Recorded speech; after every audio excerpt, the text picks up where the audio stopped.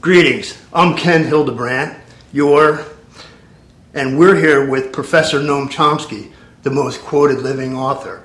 And this is really about all of us, humans who live here on planet Earth at the height of the information age, and the media are hiding things from all of us. This includes you every bit as much, whether you consider yourself conservative or liberal or right, left, whatever. What we're going to talk about today concerns you. I mean, how come, if Noam's the most quoted living author, how come with all these political shows we have on TV, is he not on? I think we can break the media's back. I want you to look at this from, well, we'll start off with a galactic perspective. I mean, here we are in a spiral galaxy known as the Milky Way that takes over 100,000 years for light to travel from one end of it to the other. Now, light travels at over 186,000 miles per second. That's over 7 laps around the Earth per second, and yet it takes 100,000 years to get across. And so here we are, out here on one of these spiral arms on this rock. And we're all in this together at the height of the information age. And the media are hiding things from us. And it's just astonishing. It's also depressing. But it could be turned around if we all get involved. So I guess I'm going to open that up to you, Noam, and say that, what do you think? I mean, so many people turn to you and others, and they think, well, I hope you have success or good luck to you. And I think what we need to do is really get more people involved. So what do you think about that? Well, there certainly are major problems that people ought to be involved in. In fact, we're kind of like, if any of the people listening feel that maybe you're in a group of lemmings being led across a cliff to fall down, you're not wrong. We're being led across a cliff, and we might fall down to some, I wouldn't say species destruction, but to destruction of the possibility of a decent human life in anything like the form we have, to the extent we have it or anticipate. And there are two major crises looming, dark clouds hanging over everything. One of them is nuclear war, and it's kind of a miracle that the species has survived without severe damage. Since 1945, there have been case after case where the threat of nuclear war came ominously close, sometimes under conscious control, often just by accident, and sooner or later that's not, you can't engage in a high-risk enterprise for a long time without the risk coming to pass. We have case after case. We just had a recent case, in fact, which is even more ominous because there was no discussion of it. And this is a minor example, but it's happening all the time, but it's nevertheless kind of vivid. So when President Obama sent an assassination team to assassinate Osama bin Laden, it's by now pretty clear it was a planned assassination. They could have apprehended him, brought him to some kind of court or whatever. They were under orders to fight their way out if necessary. If they had tried to fight their way out, meaning confronting the Pakistani army, they would almost certainly have had air support, probably ground support. It could have ended up with a major confrontation with the Pakistani army. That's a major, well-organized army. And as every specialist on Pakistani army can tell you, and in fact writes, they're a disciplined army dedicated to the defending the sovereignty of Pakistan, and if called upon, they will fight. Furthermore, one of the legacies of Ronald Reagan is that, and his successors, but primarily him, Pakistan is one of maybe the most rapidly growing nuclear weapon state in the world, and also the jihadi elements are nowhere near a majority of the population. Nevertheless, the society is kind of interlaced with them. There's overwhelming opposition to the United States in Pakistan for understandable reasons. The Pakistanis deeply resent the way in which they're being treated. They're being bombed, invaded, pressured to enter into what they see as an American war in Afghanistan to defeat an indigenous insurgency. Pakistanis don't particularly like the Afghan Taliban, but they treat them the way they did the Afghan Mujahideen who were fighting the Russians. They didn't like them either, but they thought they had a right to defend their country from foreign attack. So they're being drawn into an American war, which they don't like, and they're suffering from it. Antagonism has increased enormously with the Obama drone attacks and the intrusions into Pakistani territory, the pressures on the Pakistani army to go into tribal areas. Well, in any event, this assassination plan, if it hadn't gone smoothly, commandos would have had to fight their way out, enter into a confrontation with the Pakistani army. Society and the nuclear facilities are not only laced with people who are strongly opposed to the United States policies, that's throughout the society, but also with jihadis. It was opening the likelihood that fissile materials would leak into jihadi hands, which means maybe a dirty bomb going off in New York and London or something like that. And this whole thing, as far as that operation, here they had a chance to question the leader of Al-Qaeda. Now it seems kind of suspicious to me that they wouldn't want to have some of that material or some of that information. It's worse than that. Yeah, you're right. I mean, they would have apprehended him. They could have brought him to trial. In a decent society, you'd bring him to trial, like we did with Nazi war criminals, who were much worse than Osama, incomparably worse than bin Laden, but they were brought to trial, the Nuremberg trials, and a lot came out. That was educational. In fact, it helped establish the basis for modern international law. But not in this case. They wanted him killed and no autopsy. And why? Well, you've got to speculate about that. Yeah, you have to speculate. But the fact is that he was murdered when he easily could have been apprehended. He was defenseless, unarmed, and nobody with him but his wife. And his daughter was in the house too, wasn't she? Pardon? His daughter, I think, was in the house too. I don't know. I know his wife was with him. Oh, okay. And these 79 commandos. The original reports, the original reports were all withdrawn. Right. They were they were recognized to be falsified. Right. It was simply an assassination. The White House claim was his wife was shot, and it was claimed that the commandos had to defend themselves. She lunged at. Right. Yeah, I've heard that story before. Well, that's you want to buy that story, okay? Yeah. But anyway, he was unarmed. He was defenseless. They could have brought him out. Instead, they murdered him. They dumped his body at sea without an autopsy, so you don't know how he was killed. Right. And yes, that does raise all kind of questions. He was a suspect, remember? Right, he was a suspect. At first, he denied any involvement in it. Well, that doesn't matter. Even if it doesn't matter what he said. Yeah. Unless a person is, at least in what used to be our system of justice, right. Until a person is convicted, he's a suspect. Right. It doesn't matter if you're certain he's guilty. So Timothy McVeigh was a suspect, Exactly. Charles Manson was a suspect. That's what it means in law.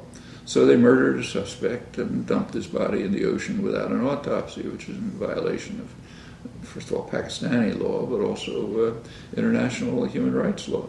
Well, that's what happened. But there was a threat of nuclear war. Actually, there are other interesting aspects to this assassination attempt, which should make us think. Also, outside the United States, people not only think, but are very angry about it.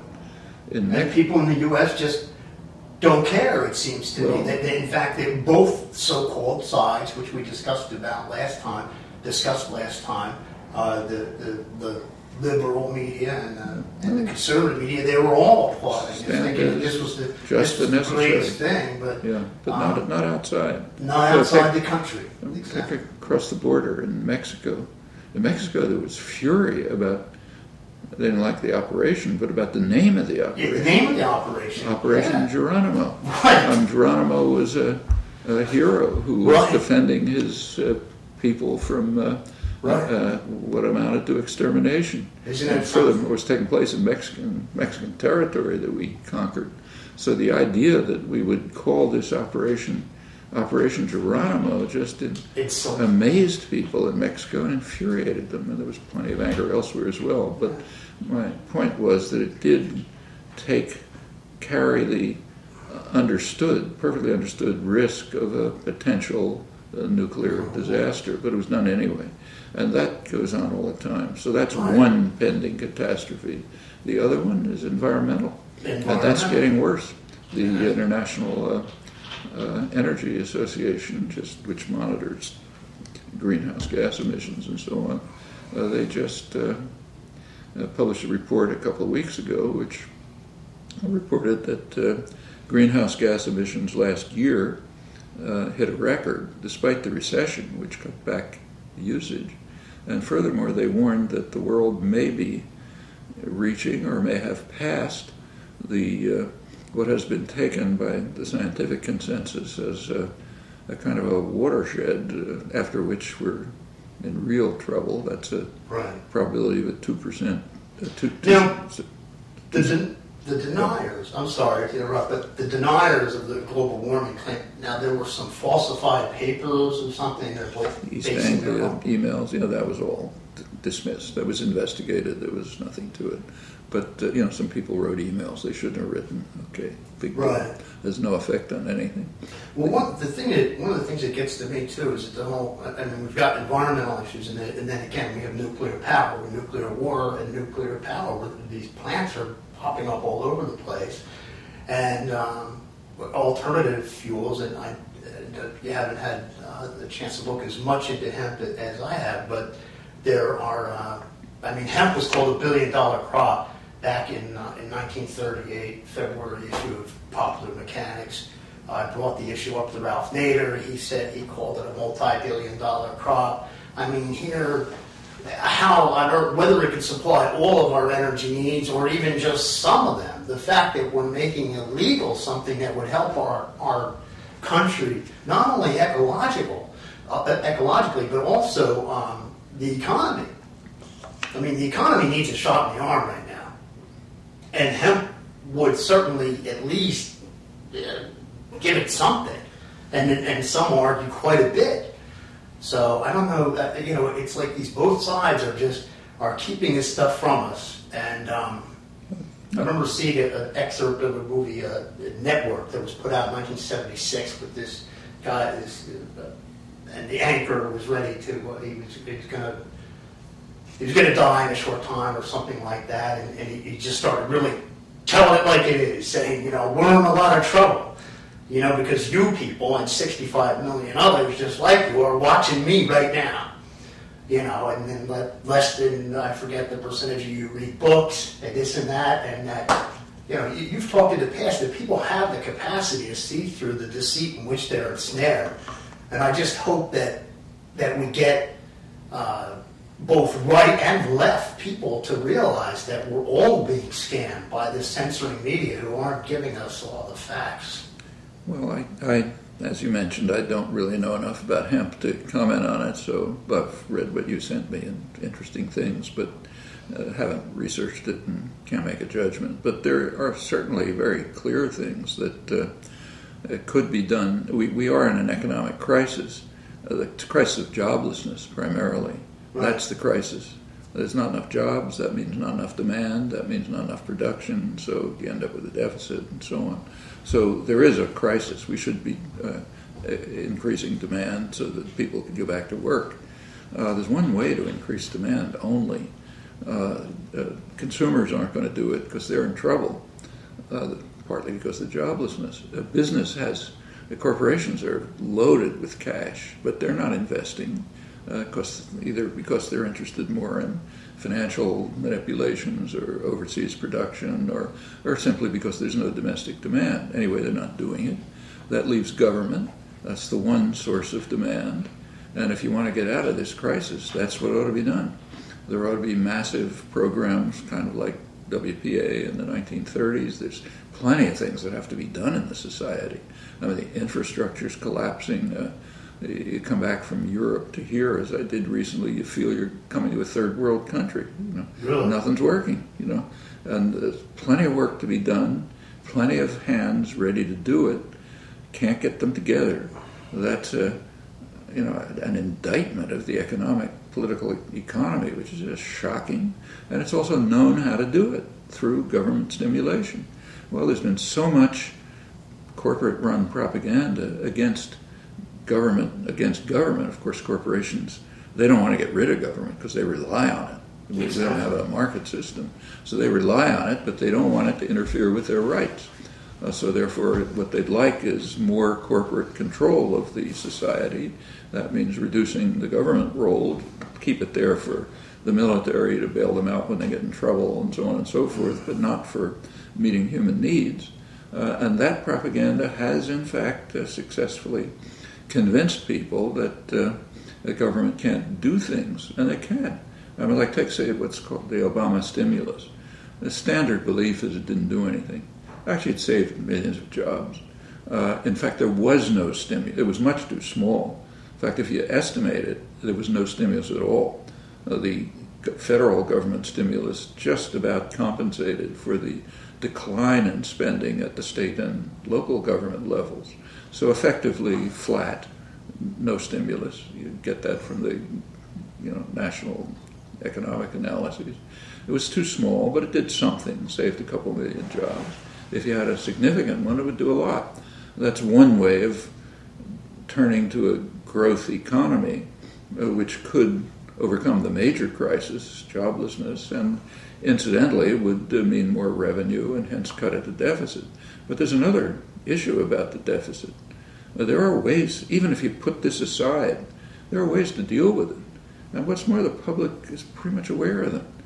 So, for example, one way to cut the deficit, which has enormous overwhelming public support, is tax the super rich. Exactly. Well, they keep saying. But that's not on the agenda. Well, that's not discussed fairly either. Now, there are some people, I think, even in the House who are bringing that up. There are a few people around the fringes, Dennis Kucinich, a couple others. But it's not on the agenda. And they're not put out there. Obama and the mainstream Democrats given it up. Of course, the Republicans won't talk about it. So what's going to happen? I mean, that's one thing. But there's a lot more. What about military spending? Exactly. It hasn't been touched. Barely touched. But, our military spending is approximately the same as the rest of the world combined. It's not for defense. It's not for security. No. When you look at there are some studies of what the public would like to do to cut back the deficit. One aspect, correctly, is cut back military spending, hundreds of bases abroad and so on, not touched. There's a third thing, which is not barely discussed at all, and it's the most important of all of them, and that's the dysfunctional healthcare system. Yeah. It's an international scandal, has about twice the per capita costs of comparable countries, some of the worst outcomes. It's the only privatized, virtually unregulated system, and that's why. If Medicare, say, was extended to the whole population, sort of like other countries, the chances are there'd be no deficit and there'd probably be a surplus. Actually, the details of this have been worked out by a very good economist, Dean Baker, at the Center for Economic and Policy Research. You can read it on their website. Well, that's another big shot in the arm we need. But that's not even on the agenda. And the reason is... Well, that's what the people need, I think, need to... And that's only part of it. Yeah. I mean, the drug prices in the United States are way beyond comparable countries. Reasons straightforward. It's the only country where the government is banned by law from negotiating drug prices with pharmaceutical companies. So of course, it's out of sight. The population is overwhelmingly opposed to this. These things are not even being discussed, and that's simple reason for it. It's because of the enormous power of the financial institutions and the pharmaceutical corporations. The financial institutions at right before the crisis hit hard, 2007, they were actually getting 40% of corporate profits. Now, their activities, it's very doubtful that their activities have a positive effect on the economic system. They may, in fact, be harmful. I mean, there's a role for banks. And back in the, say, the 50s and 60s, when the so-called golden age of modern capitalism, banks were banks. They would take a bank would take, say, your bank account. You're not using that capital, and transfer it to somebody who's using it for some productive purpose. Maybe start a small business, or send their kid to college, or buy a house, or whatever it may be. That's what banks are supposed to do in a capitalist system. And it was pretty much what they were doing up until 1970, early 70s. They were, and then right at that point, there was a huge change in the general financial system. There was move towards financialization of the economy and offshoring of production. And that's had huge effects. One effect is massive concentration of wealth in a tiny percentage of the population, actually a fraction of 1%. Right, that fraction of 1%, that's the top 1% needs to be divided. And, definitely. Economic power translates into political power, so you get policies which exaggerate this, and it's a vicious cycle. It's been going on particularly since Reagan, combined with deregulation, with massive funding of elections, with the breakdown of the political parties. So both parties now, Democrats and Republicans, have pretty much given up the traditional system for assigning committee chairs in Congress. That's a position of authority and power. It used to be seniority. Right. Now, if you want a committee chair, you've got to pay the party a huge sum of money, which means that not only the election's being bought, and with Citizens United it's probably going to go out of sight, but it means that every person in Congress, if they want any position of authority, are going to have to pay off the party. Pay off the party means, run to the corporations.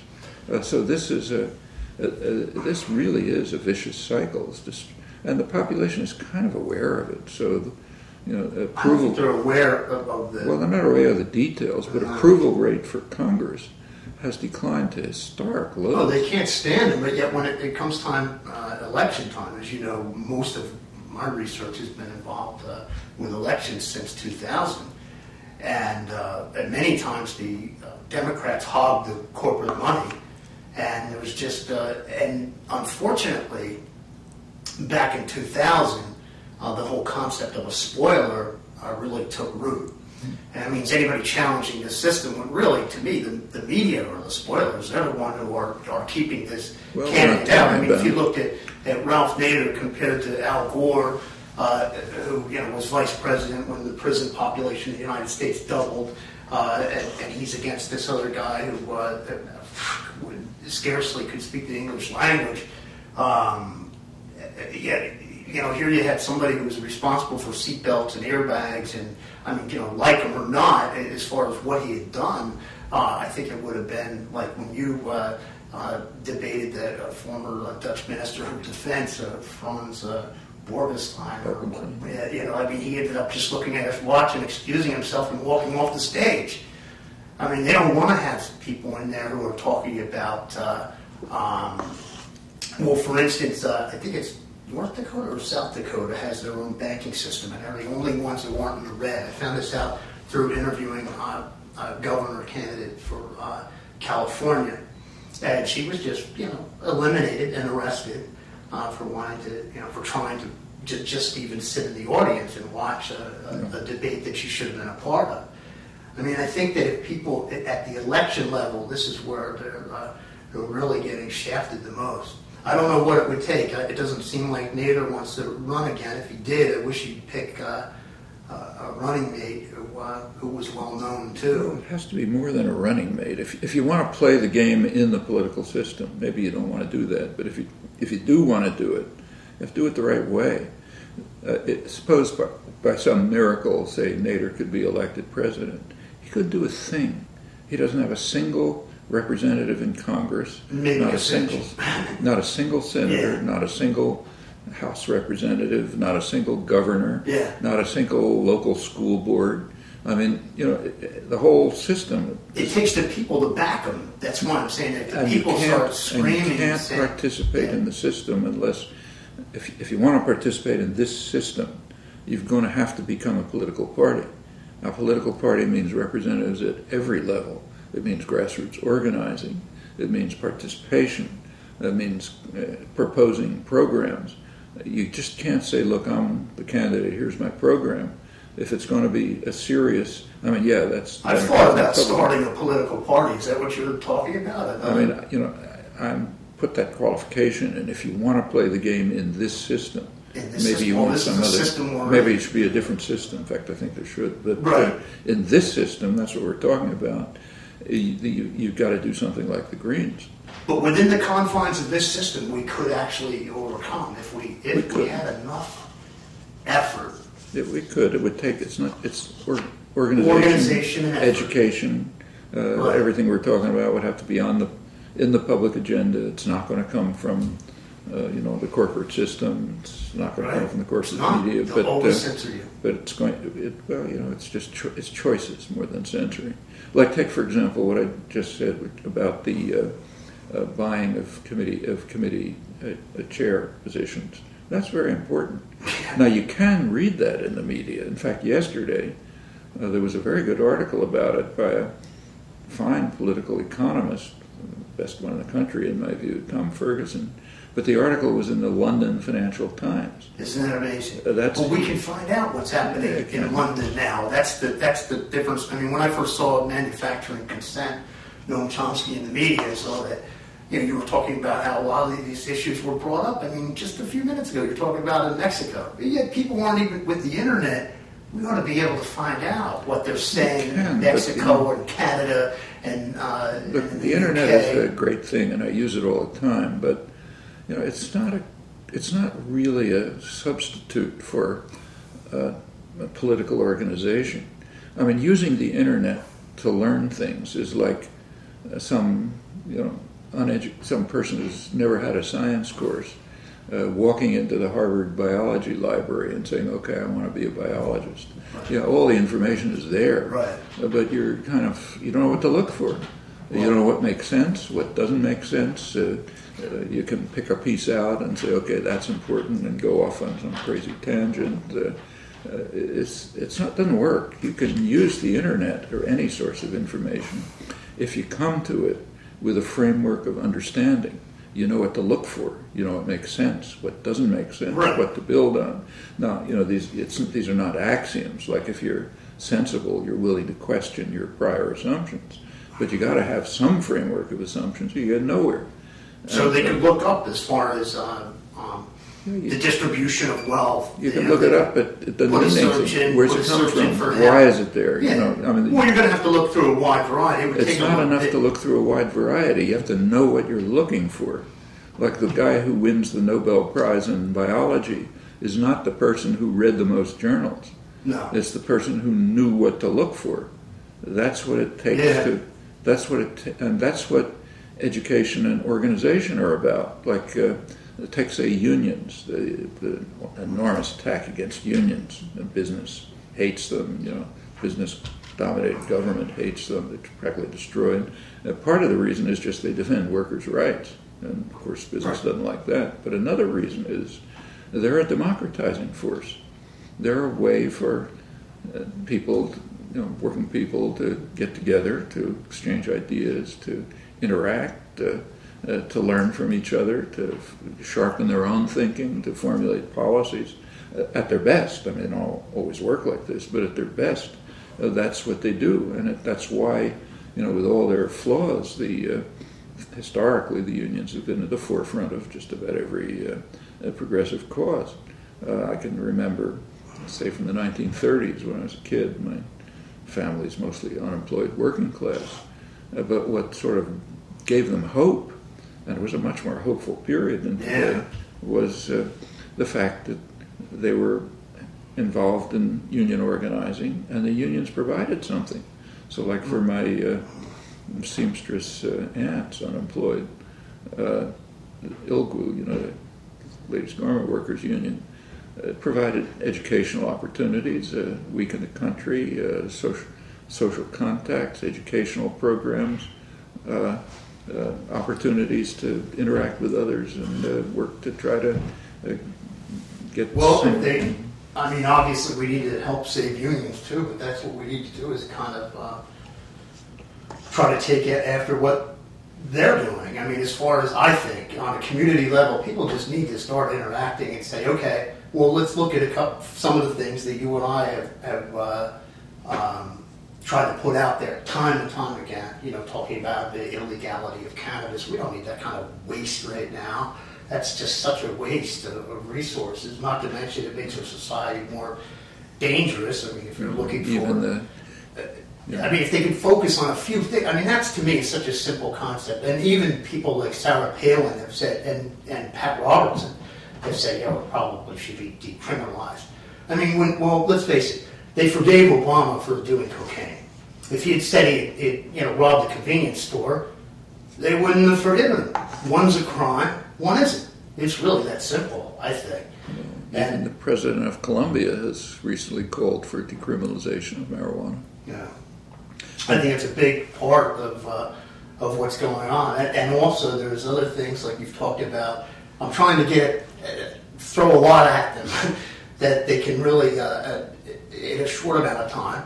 But you've talked about this time and again, about how we could have peace in the Middle East, that there's a reason why they don't show these maps of how they want to have their two-state settlement, and that the rest of the world is in agreement as to what we could do. Then we could get at the source of the grievances, as far as why we're in Afghanistan, why we're hated throughout the world. I mean, a lot of this has to do with the U.S. and Israel, and in fact, that's a big bone of contention. The U.S. is quite isolated on that and has been for a long time. I mean, it got worse last February when Obama reached the point where Obama vetoed a Security Council resolution that basically called for implementation of official U.S. policy. And of course it was alone in doing so. It's going to come up again in a couple of weeks if the Palestinians go through with their announced plan to call for some sort of recognition of Palestinian statehood. Now, they're going to get a lot of support. They already are recognized by well over 100 countries. Right. Probably a majority of the population of the world, big Latin American countries, Brazil, Argentina, others. And Europe is kind of vacillating. It's the U.S. would certainly veto it at the Security Council, but they can't veto it at the General Assembly. I mean, the press can not report it, which often happens with General Assembly resolutions. But it's going to be more U.S. isolation, pretty much against the world. Well, what about Obama? He actually called for, I think it was the pre-67 borders, wasn't it? No. Or post-67 borders. Yeah, but people made a big fuss about that, but that's traditional American policy. Traditional American policy goes back to 67, is that a settlement has to be on the 67 borders, and the early wording was... Pre-war borders, the internationally recognized borders, with maybe minor and mutual modifications. That was official U.S. policy from 67 to the early 70s, when the U.S. was still part of the world on this issue. And that's essentially the global position. It's almost unanimous. Now, a lot of Christians... But notice what Obama said. He said, he repeated that, but he added something else right away at his talk to AIPAC, right after that. He said, we have to recognize the changes in demographic realities. Well, that's code words, which everyone understands. It means the Israeli settlements. We have to recognize the Israeli settlements. Yeah, that's true. But if you do that and you take a look at the map of the settlements, actually I can show it to you, that essentially leaves nothing. It leaves very little. It leaves isolated cantons. All separated from one another. Separated from one another, pretty much. So, of course, the world isn't going to go along with that. Nobody will. This has actually been going on for 35 years, but it's getting more extreme because of the more the growing support for a diplomatic resolution of the conflict, and it's understood what it ought to be. And the same is true on other issues, like what's considered, say, the major issue. I don't think it's the major issue, but what's talked about as the major threat to world order is potential Iranian nuclear weapons. That's ridiculous. Okay, you can think about it what you like, but there is a solution, and it's a solution which is overwhelmingly supported. The solution is a nuclear weapons-free zone in the Middle East, combined with extensive verification. They would never go for that. They don't even admit they have. Look, the support for that is so strong, including the American population, that there are regular review sessions of the Nuclear Proliferation Treaty. The last one was last May, a year ago. Support was so strong that Obama had to go along with it. Hillary Clinton actually was there as the representative, but Obama and Clinton said, yeah, it's a fine idea, but not now. And furthermore, any such arrangement must exclude Israeli nuclear weapons. Of course. And furthermore, they went beyond. They said Israeli nuclear weapons cannot be placed under the supervision of the International Atomic Energy Agency. Wow. And furthermore, information about Israeli nuclear weapons and information about the countries that are supporting them cannot be addressed. That was the U.S. qualification to the call for a nuclear weapons-free zone. Well, of course, that kills it. But that would be a significant, not a solution to everything, but a significant step towards mitigating whatever crisis there might be. And of course, the world knows this. It's not. I don't think it's even reported here, but sure, that's again to go back to the original point. Another way in which the threat of nuclear war is being enhanced. Right. Well, I think a lot of the block here is that the Christian right is like, well, we want Israel to exist, but Israel would exist, right? Israel would still exist, so it's not like Israel. Nobody wants the destruction of Israel anymore. In fact, this would improve their security.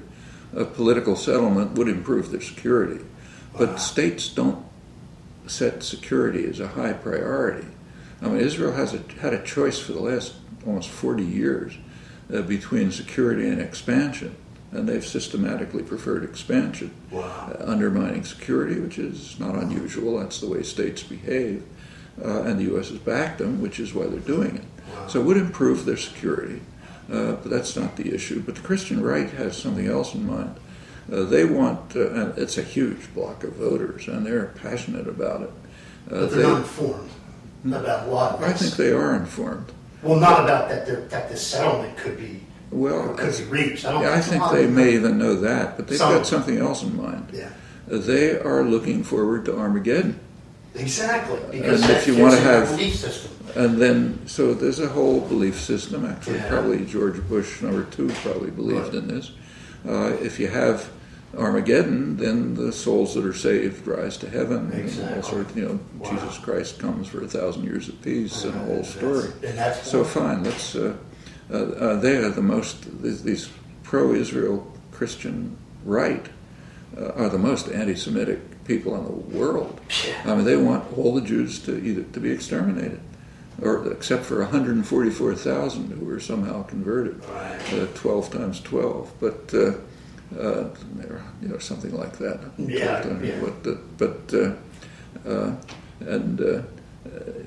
And they're a big, important voting bloc and a pressure group. And incidentally, Christian Zionism goes back way before Jewish Zionism and has always been very powerful in the more fundamentalist countries, Britain and essentially the United States. So it's that, and there's other interests. There's plenty of other interests, which is preventing moving forward on this issue. Exactly. And it's harming Israel. It's isolating the United States. I think if we try to go for peace, how can that? I mean, if they're supposedly followers of the Prince of Peace, shouldn't that be the way to go? Maybe they're Armageddon if they think that that's true. Maybe it's not for another 10,000 years. Why should they make it happen? Well, that's opposed to this their is own... not the whole Christian evangelical movement I'm talking about, but it's the one segment of it, the revivalist segment. But if you look at this movement, the end times movement, it actually took off with the founding of Israel. 1948 is when it took off, definitely. And that was you read James Hagee, these guys. That's when, these bestsellers, End Times, which millions and millions of people read and believe. 1948 was supposed to be the beginning of the end of times. Right. 1967 was another step towards it, where I think about a third of the population in the United States expect the second coming in their lifetime. If they only knew what was going on to those Palestinians. They don't care. The Palestinians... If they saw the pictures, they're being deprived of water, kids being shot. It's that flotilla that went in there. Let's go back to Operation Geronimo. Yeah. Remember, this country has completely suppressed, not totally, but largely suppressed what was done to the indigenous population. Sure. Now, the people who were doing it understood it very well. Yeah. So you read, say, John Quincy Adams, the great strategist who's the father of Manifest Destiny. He said, he described what he called the fate of something like that hapless race of Native Americans who we are exterminating with such perfidy and cruelty. He said it's a heinous sin for which God will someday bring us to account. They knew what they were doing, but it's so suppressed that you can name an Operation Geronimo after one of the people trying to. And that's something that you had brought up that we made that we made some headway on. But then look how far you have to go. Yeah. And I think that relates to Israel. A lot of the population regards what Israel is doing as pretty similar to what we were doing. We drove away the indigenous population, kind of exterminated them. It's obviously the right thing to do because we did it. Right. And Israel's kind of renewing that. I'd like to wrap this up since we're running out of time, I'm being told. Yeah. But just the whole separation, whether it's indigenous population here and those who took over, or it's the Israelis and everybody else, or it's even the blacks and the whites. We all have a common ancestor out of Africa. Not very far back. 50,000 years ago. Right. It's not a long time in evolutionary history. So we're all, as Jimi Hendrix said, we're all families apart in his song Machine Gun. What's more, if you actually bothered looking at people's genes, it's everybody. Almost everybody is completely mixed. Right. Wow. Henry Louis Gates, head of the Afro-American Study Program at Harvard, did a big study on this, and he discovered that he himself is 50% European.